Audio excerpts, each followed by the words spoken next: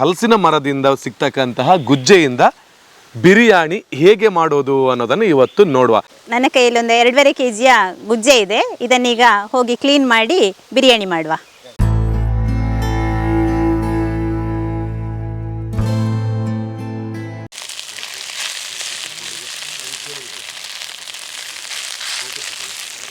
ಕೊಂಡ ನೀರುಳ್ಳಿ ಮತ್ತೆ ಗೇರು ಬೀಜ ಸೇರಿಸುವ.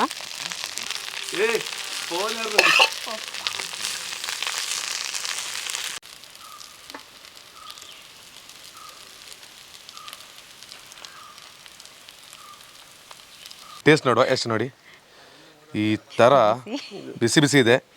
ಗುಜ್ಜೆ ಇಲ್ಲಿ ಇದೆ. ಹೀಗೆ ಮಿಕ್ಸ್ ಮಾಡಿ ರೈಸನ್ನು ಸ್ವಲ್ಪ ಮಿಕ್ಸ್ ಮಾಡಿ, ಸ್ವಲ್ಪ ಬಿಸಿ ಇದೆ.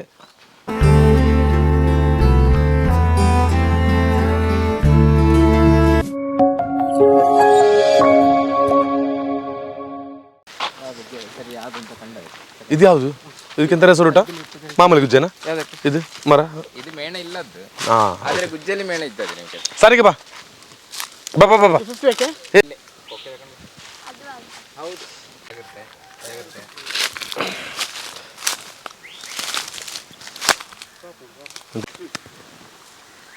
ಎಲ್ರಿಗೂ ನಮಸ್ಕಾರ. ನೀವು ನೋಡ್ತಾ ಇದ್ದೀರಾ ವಿಶ್ವವಿಖ್ಯಾತ ಡಿಜಿಟಲ್ ಮೀಡಿಯಾ. ಇವತ್ತಿನ ಒಂದು ಹೊಸ ವಿಡಿಯೋಗೆ ತಮಗೆಲ್ಲರಿಗೂ ಆತ್ಮೀಯವಾಗಿರುವಂಥ ಸ್ವಾಗತ.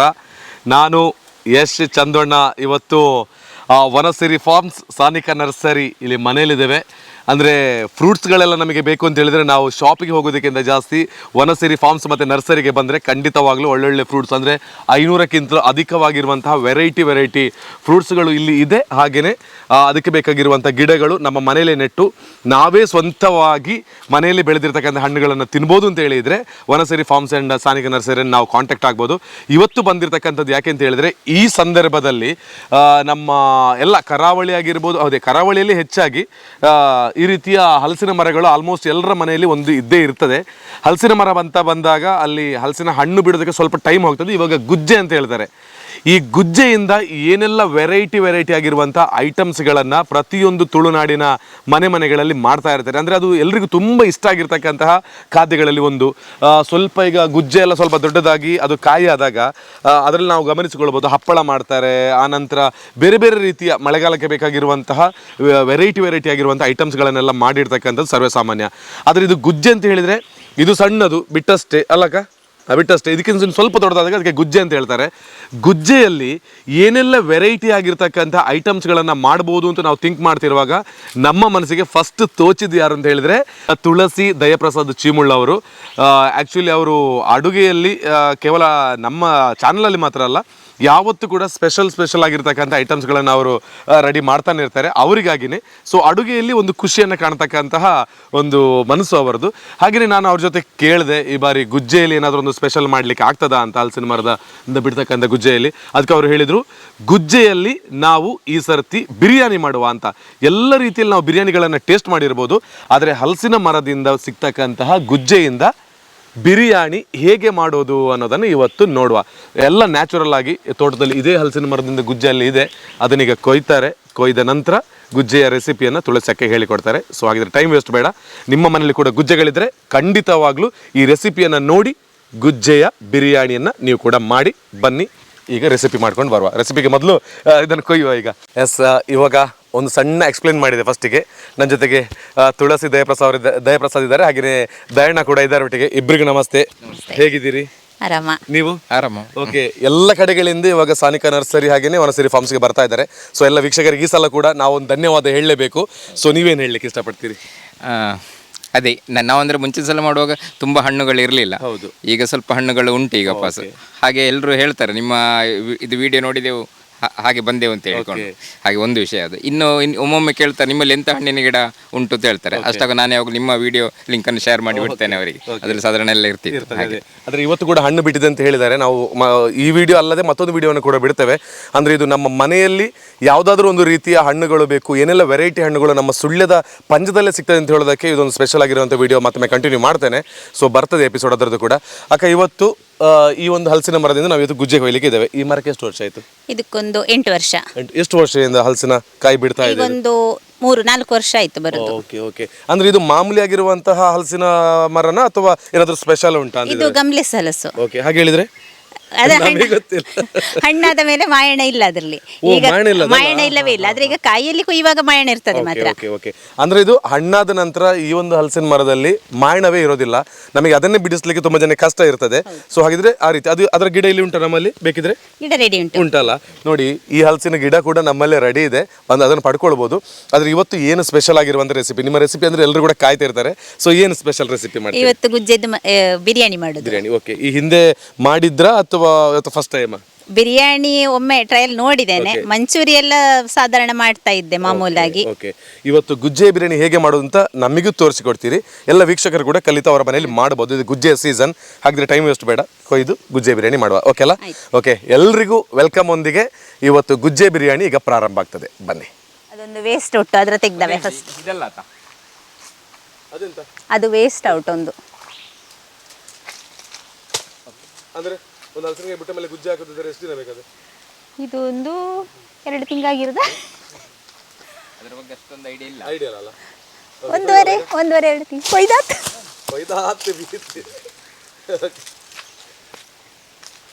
ಈಗ ನನ್ನ ಕೈಯಲ್ಲಿ ಒಂದು 2.5 kg ಗುಜ್ಜೆ ಇದೆ. ಇದನ್ನೀಗ ಹೋಗಿ ಕ್ಲೀನ್ ಮಾಡಿ ಬಿರಿಯಾನಿ ಮಾಡುವ. ಸುಮಾರು ಒಂದು ಎಷ್ಟು ಗಂಟೆ ಆಯ್ತು? 3 ಗಂಟೆ ಆಯ್ತು. ಈಗ ಒಂದು ಬಿರಿಯಾನಿ ಅಂದರೆ ಈಗ ನ್ಯಾಚುರಲ್ ಆಗಿ ಮಾಡುವ ಅಂತ, ಯಾವ ಥರದಲ್ಲಿ ಬೇಕಾದರೆ ಮಾಡ್ಬೋದು ನಿಮ್ಮ ಮನೆಯಲ್ಲಿ. ಆದರೆ ನಮ್ಮಲ್ಲಿ ಒಲೆ ಕೂಡ ಈಗ ಇವರು ಫುಲ್ ಅಡುಗೆಯಲ್ಲಿ ಫುಲ್ಲು ಫೇಮಸ್ ಆದ ನಂತರ ಈಗ ಒಲೆ ಕೂಡ ನಮಗೆ ಬೇಕಂತ ಪರ್ಚೇಸ್ ಮಾಡಿದ್ದಾರೆ ಅಲ್ಲ?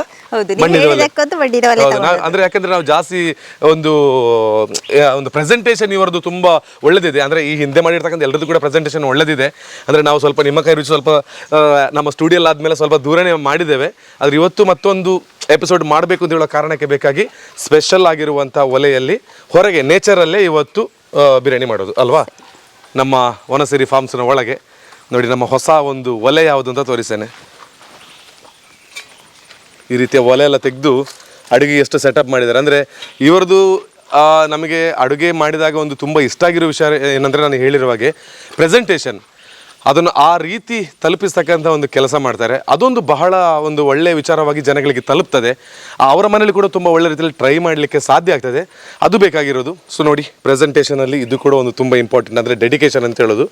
ಸೊ ಥ್ಯಾಂಕ್ ಯು, ಇಂಥೆಲ್ಲ ಒಳ್ಳೊಳ್ಳೆ ವಿಚಾರಗಳನ್ನೆಲ್ಲ ಮಾಡಿ ಚೆನ್ನಾಗಿ ವೀಕ್ಷಕರಿಗೆ ತೋರಿಸ್ಬೇಕು ಅಂತ ನೀವು ಐಡಿಯಾ ಮಾಡಿರೋದಕ್ಕೆ. ಸೊ ಈಗ ಕ್ಲೀನ್ ಮಾಡುವಲ್ಲ? ಎಸ್, ಕ್ಲೀನ್ ಮಾಡಿಕೊಂಡು ಮತ್ತೆ ಬಿರಿಯಾನಿ ಅರ್ಧ ಗಂಟೆ ಒಳಗೆ ವೆಜ್. ನಾವು ಎಲ್ಲ ನಾನ್ ವೆಜ್ಜೇ ಮಾಡಿರೋದು. ವೆಜಿಟೇರಿಯನ್ಗಳಿಗೆ ತುಂಬಾ ಬೇಜಾರಾಗ್ತಿದೆ ಇಷ್ಟವರೆಗೆ ಅಲ್ಲ? ನನ್ನ ಫ್ರೆಂಡ್ಸ್ ವೆಜಿಟೇರಿಯನ್ಗಳೆಲ್ಲ ತುಂಬಾ ಜನ ಹೇಳಿದ್ದಾರೆ, ನಮಗೆ ಎಂತದು ಇಲ್ಲ, ಅದೇ ಒಂದು ವೆಜ್ ರೆಸಿಪಿ ಮಾಡಿ ಅಂತ. ಇದು ಎಲ್ಲರೂ ಮಾಡ್ಬೋದು, ಮನೆಯಲ್ಲಿ ಗುಜ್ಜೆ ಇದ್ರೆ ಅಥವಾ ಪಕ್ಕದ ಮನೆಯಿಂದ ಆದ್ರೆ ಗುಜ್ಜೆ ತಂದು ಮಾಡ್ಬೋದು ಇದನ್ನು. ಸೊ ಬನ್ನಿ ಕ್ಲೀನ್ ಮಾಡುವ.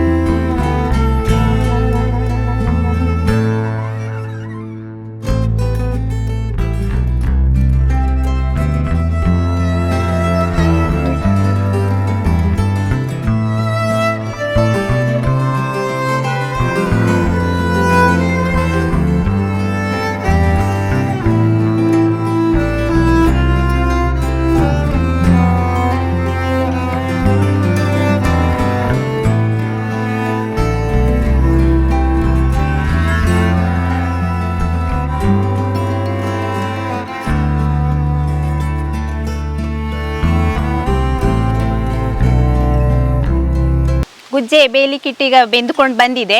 ನಾವಿನ್ನೀಗ ಬಿರಿಯಾನಿ ಮಾಡಲಿಕ್ಕೆ ಎಲ್ಲ ರೆಡಿ ಮಾಡುವ. ಬಿರಿಯಾನಿಗೆ ಬೇಕಾದ ಸಾಮಗ್ರಿಗಳು ನನ್ನ ಕೈಯಲ್ಲಿ ಉಂಟೀಗ, ಹೇಳ್ತೇನೆ. ಇದೀಗ ಈರುಳ್ಳಿ, ಟೊಮೆಟೊ 2 ಟೊಮೆಟೊನ ಸಿಪ್ಪೆ ತೆಗೆದು ಮಿಕ್ಸಿಗೆ ಹಾಕಿ ಪೇಸ್ಟ್ ಮಾಡಿಕೊಂಡಿದ್ದೇನೆ. ಉಪ್ಪು ಮತ್ತು ಇದು ಚಕ್ಕೆ, ಕೆತ್ತೆ, ಲವಂಗ, ಏಲಕ್ಕಿ, ಜೀರಿಗೆ, ಕೊತ್ತಂಬರಿ, ಕಾಳುಮೆಣಸು ಎಲ್ಲ ಹಾಕಿ ಪೌಡ್ರ್ ಮಾಡಿರೋದು. ಇದು ಕಾಯಿ ಮೆಣಸು ಬಳಸೋದಿಲ್ಲ ನಾನಿಲ್ಲಿ, ಜೀರಿಗೆ ಮೆಣಸು, ಗಾಂಧಾರಿ ಮೆಣಸು ಹಾಕ್ತಾ ಇದ್ದೇನೆ.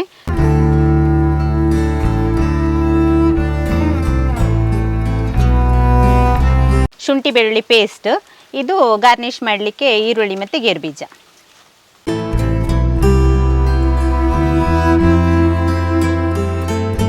ಬೇಯಲಿಕ್ಕಿಟ್ಟ ಗುಜ್ಜೆ ಬೆಂದಿದೆ. ಈಗ ಅದನ್ನ ನೀರು ಸೋಸಿಕೊಳ್ಳುವ ನಾವೀಗ.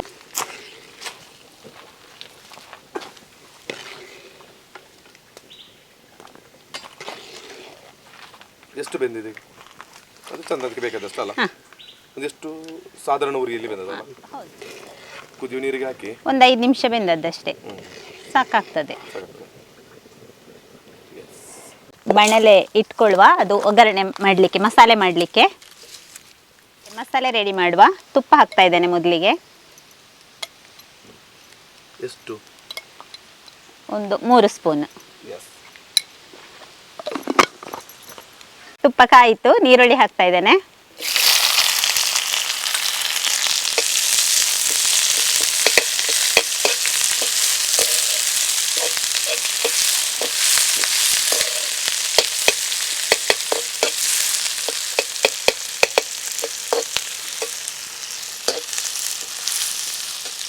ಇದಕ್ಕೆ ಇನ್ನು ಗಾಂಧಾರಿ ಮೆಣಸು ಹಾಕ್ತಾ ಇದ್ದೇನೆ.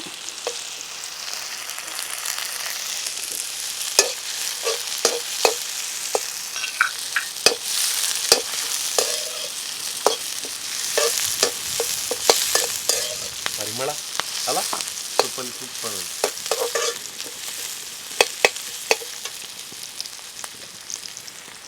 ಟೊಮೆಟೊ 2 ಸಿಪ್ಪೆ ತೆಗೆದು ಮಿಕ್ಸಿಗೆ ಹಾಕಿ ರುಬ್ಬಿಕೊಂಡದ್ದು.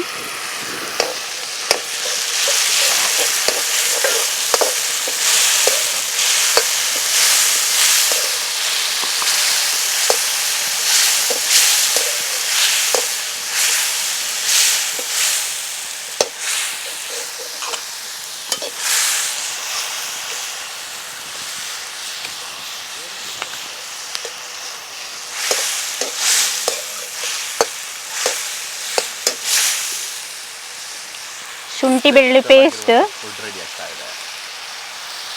ಇದು ಮನೆಯಲ್ಲೇ ಮಾಡಿರೋದು ಶುಂಠಿ ಬೆಳ್ಳುಳ್ಳಿ ಪೇಸ್ಟ್. ಇದು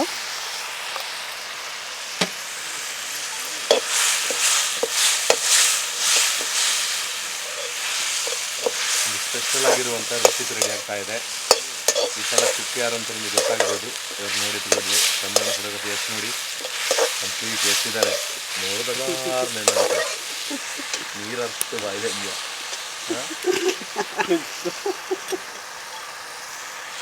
ಇನ್ನೀಗ ಬಿರಿಯಾನಿ ಮಸಾಲೆಗೆ ಪೌಡ್ರ್ ಮಾಡಿರೋದು ಎಲ್ಲ ಸ್ಪೈಸಸ್ ಹಾಕಿ ಅದೊಂದು ಅಂದಾಜಲ್ಲಿ ಹಾಕ್ಕೊಂಡ್ರೆ ಸಾಕು.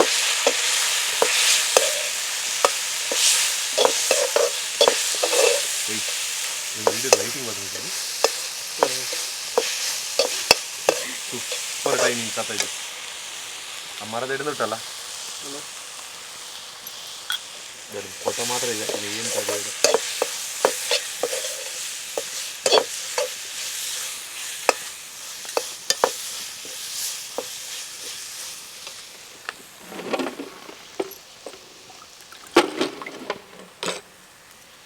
ಸ್ವಲ್ಪ ನೀರು ಹಾಕ್ತಾ ಇದ್ದೇನೆ.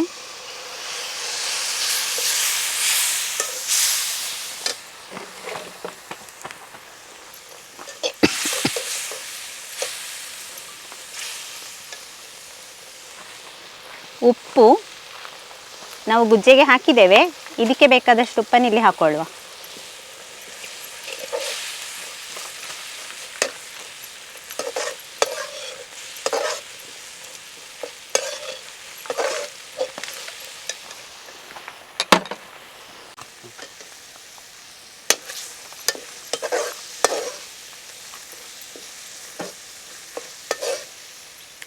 ಈಗ ಇದು ರೆಡಿ ಆಗ್ತಾ ಬಂತು. ಇನ್ನು ಇದಕ್ಕೆ ಬೇಯಿಸಿಟ್ಟುಕೊಂಡ ಗುಜ್ಜೆಯನ್ನು ಸೇರಿಸುವ.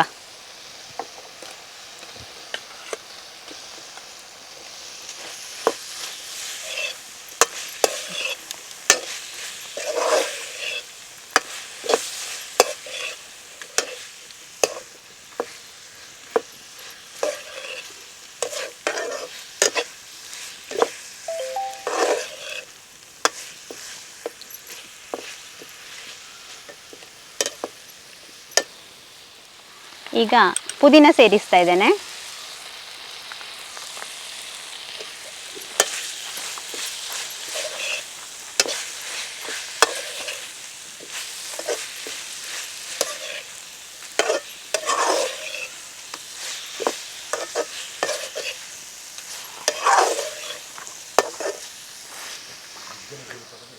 ಇದೀಗ ರೆಡಿ ಆಯಿತು. ಇನ್ನು ಇದನ್ನ ತೆಗೆದು ನಾವು ಗೀ ರೈಸನ್ನು ಸಪ್ರೇಟಾಗಿ ಮಾಡಿಕೊಂಡಿದ್ದೇವೆ. ರೈಸ್ ಇದಕ್ಕೆ ಬೇಕಾದ್ದು ಲೇಯರ್ ಲೇಯರ್ ಹಾಕಿ ಸೆಟ್ ಮಾಡುವ. ಅನ್ನ ಬೇರೆ ರೆಡಿ ಮಾಡಿಕೊಂಡಾಗಿದೆ, ಮಸಾಲೆ ಬೇರೆ ರೆಡಿ ಮಾಡಿಕೊಂಡಾಗಿದೆ. ಇನ್ನೀಗ ಒಂದು ಲೇಯರ್ ಅನ್ನ ಹಾಕಿ ಮತ್ತೆ ಒಂದು ಲೇಯರ್ ಮಸಾಲೆ ಹಾಕುವ.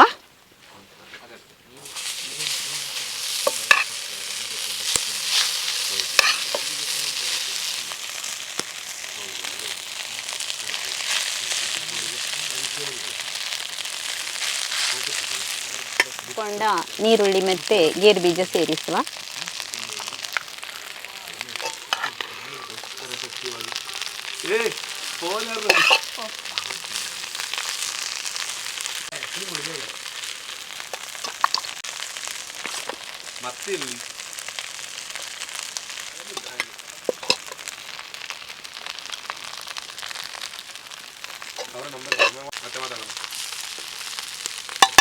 ಐದು ನಿಮಿಷ ಸಣ್ಣ ಉರಿಯಲ್ಲಿ ಹಾಗೆ ಮುಚ್ಚಿ ಇಡುವ.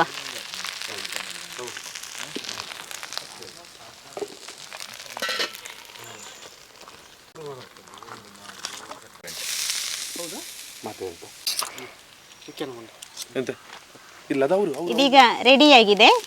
ಇನ್ನು ಇದನ್ನ ಸರ್ವ್ ಮಾಡುವ.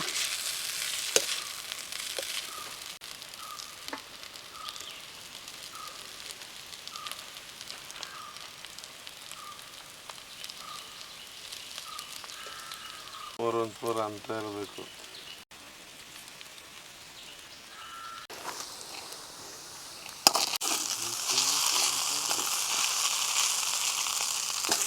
ನಮಗೆ ಇವತ್ತು ಬೇಗ ಬೇಗ ಗುಜ್ಜೆ ಬಿರಿಯಾನಿ ತಿನ್ನಬೇಕು ಅಂತ ಮನಸ್ಸಾಗ್ತಾ ಉಂಟು. ಇವಾಗ ಅಕ್ಕ ಅಂತೂ ರೆಡಿ ಮಾಡಿ ಕೊಟ್ಟಿದ್ದಾರೆ. ರೆಡಿ ಆಯ್ತಲ್ಲ ಕಂಪ್ಲೀಟ್ ಆಗಿ. ನೀವು ಈ ಹಿಂದೆ ಮಾಡಿದ ರೀತಿಯಲ್ಲೇ ಇವಾಗ ರೆಡಿ ಮಾಡಿದ್ದೀರಿ. ಸೊ ನಾವು ಇವಾಗ ಅದರ ಟೇಸ್ಟ್ ನೋಡಲಿಕ್ಕೆ ಬಾಕಿ ಇರೋದು. ಸೊ ನ್ಯಾಚುರಲ್ ಆಗಿ ಇಲ್ಲೇ ಸಿಗ್ತಕ್ಕಂತಹ ಕೆಲವು ಐಟಮ್ಸ್ಗಳನ್ನು ನಾವು ಯೂಸ್ ಮಾಡಿಕೊಂಡು ನಂತರ ಸ್ವಲ್ಪ ಪಟ್ಟಣದಿಂದ ತಗೊಂಡು ಬಂದು ಇವತ್ತು ಅದ್ಭುತವಾದ ರೆಸಿಪಿಯನ್ನು ತುಳಸಿಯಕ್ಕ ರೆಡಿ ಮಾಡಿಕೊಟ್ಟಿದ್ದಾರೆ. ಸೊ ನಾವು ಅದನ್ನ ಕೈಗೆ ತಕೊಂಡು ನಾನು ಹಾಗೇನೆ ಯಶ್ ಅವರು ಟೇಸ್ಟ್ ನೋಡ್ತೇವೆ ಅಲ್ಲ. ನೀವು ಟೇಸ್ಟ್ ನೋಡ್ತೀರಾ ಫಸ್ಟ್? ಸ್ವಲ್ಪ ಪ್ಲೀಸ್. ಬೇಡ. ಎಸ್, ಬಹಳ ಪರಿಮಳ ಇದೆ. ಇವ್ರು ಮತ್ತು ಇವರ ಕೈ ರುಚಿ ಮಾತ್ರ ನಿಜವಾಗ್ಲೂ ಯಾವತ್ತು ನಂಬರ್ 1. ಸೊ ಸಾನಿಕೆ ಕೆನೆ ಹಿಡಿದು ಓಕೆ, ಈಗ ಟೇಸ್ಟ್ ನೋಡುವ. ಎಷ್ಟು ನೋಡಿ, ಈ ಥರ ಬಿಸಿ ಬಿಸಿ ಇದೆ. ಈ ಗುಜ್ಜೆ ಬಿರಿಯಾನಿಗೆ ನೋಡಿ, ಗುಜ್ಜೆ ಇಲ್ಲಿ ಇದೆ, ಹೀಗೆ ಮಿಕ್ಸ್ ಮಾಡಿ ರೈಸನ್ನು ಸ್ವಲ್ಪ ಮಿಕ್ಸ್ ಮಾಡಿ, ಸ್ವಲ್ಪ ಬಿಸಿ ಇದೆ, ಸ್ವಲ್ಪ ಊದುವ ಹೊರಗೆ ಬಾದಷ್ಟು ಬಿಡಲಿ.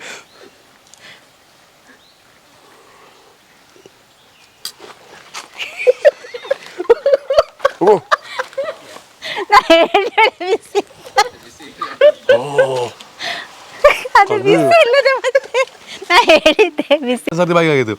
ವಾಹ್, ಬಿಸಿ ಇರ್ಲಿ ಎಂತ ಇರ್ಲಿ ಮಾತ್ರ ಸೂಪರ್ ಅಂದ್ರೆ ನಿಜ ಸೂಪರ್.